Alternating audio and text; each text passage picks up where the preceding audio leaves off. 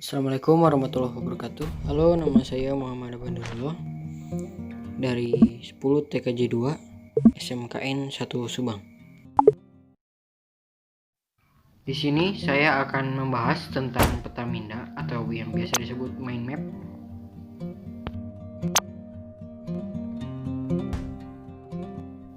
Poin-poin yang akan saya bahas adalah yang pertama sejarah, yang kedua pengertian, yang ketiga manfaat, dan yang terakhir cara membuat. Langsung saja kita mulai.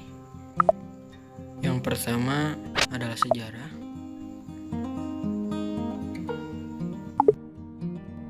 Pemetaan pikiran atau dalam bahasa Inggris disebut mind mapping adalah suatu metode untuk memaksimalkan potensi pikiran manusia dengan menggunakan otak kanan dan otak kiri secara simultan. Metode ini diperkenalkan oleh Tony Buzan pada tahun 1974, seorang ahli pengembangan potensi manusia dari Inggris. Upaya Tony Buzan sebenarnya muncul dari pengamatannya dalam bidang perkembangan teknologi komputer pada tahun 1971. Buzan berpikir, kenapa komputer perlu manual pemakaian ribuan lembar untuk dapat beroperasi? Tetapi, kenapa manusia sebagai makhluk hidup berpikir bisa jauh lebih hebat? Tanpa manual, manusia bisa melakukan rekayasa dan tindakan yang dahsyat, misalnya mengubah dunia. Perbedaan kemampuan antara komputer dan manusia itu, Tony Buzan kemudian mengeksplorasi daya pikir manusia dengan merekayasa model pengembangan potensi manusia yang disebutnya pemetaan pikiran. Karena perbedaan kemampuan komputer dengan manusia inilah, kemudian Buzan mengeksplorasi daya pikir manusia dengan merekayasa model pengembangan potensi manusia. Dari pertanyaan tersebut, muncullah pemetaan pikiran.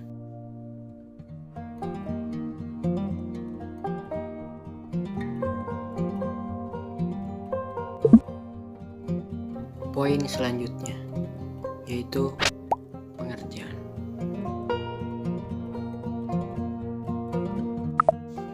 Peta minda adalah suatu ilustrasi grafis yang konkret yang dapat menunjukkan bagaimana suatu konsep berhubungan atau terkait dengan konsep-konsep yang lain yang termasuk kategori yang sama. Peta minda ialah suatu skema atau ringkasan dari hasil belajar.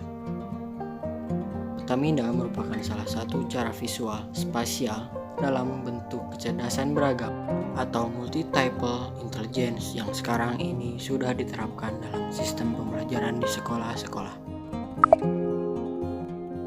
Poin selanjutnya yaitu manfaat.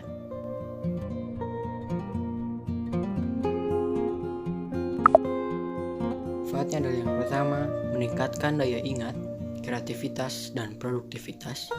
Yang kedua, membebaskan diri dari seluruh jeratan aturan ketika mengawali belajar. Yang ketiga, meringkas isi sebuah buku. Yang keempat, membuat rencana. Yang kelima, merangsang bekerjanya otak kiri dan kanan. Dan yang terakhir, mempunyai efek menyenangkan. Poin selanjutnya yaitu cara membuat. Yang pertama, buat subjek atau judul. Menentukan subjek atau judul yang akan dibahas. Yang kedua, buat cabang-cabang utama. Selanjutnya, tulislah ide-ide yang terlintas yang terkait dengan subjek. Misalnya, aktivitas apa saja yang akan dilakukan, apa saja perlengkapan yang perlu disiapkan, siapa saja yang akan diajak ikut serta, dan kemana saja tujuan perjalanan liburan kali ini. Yang ketiga, kembangkan cabang-cabang utama. Setelah cabang-cabang utama dibuat, langkah selanjutnya adalah melebarkan cabang utama. Cabang-cabang utama yang telah dikembangkan juga dapat dikembangkan lagi jika ada ide-ide yang lebih rinci lagi yang perlu dituangkan. Inilah contoh cara membuat peta minda. Yang pertama, membuat judul. Saya mengambil contoh liburan keluarga.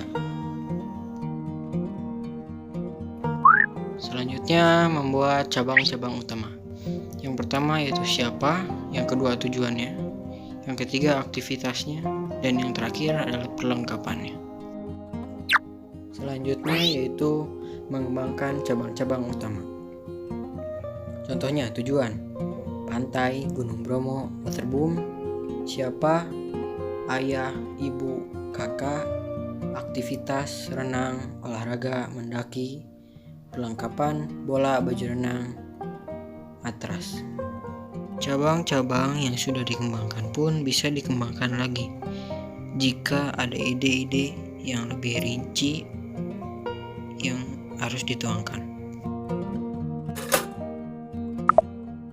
Sekian yang dapat saya sampaikan. Mohon maaf apabila ada kesalahan. Terima kasih sudah menonton. Assalamualaikum warahmatullahi wabarakatuh.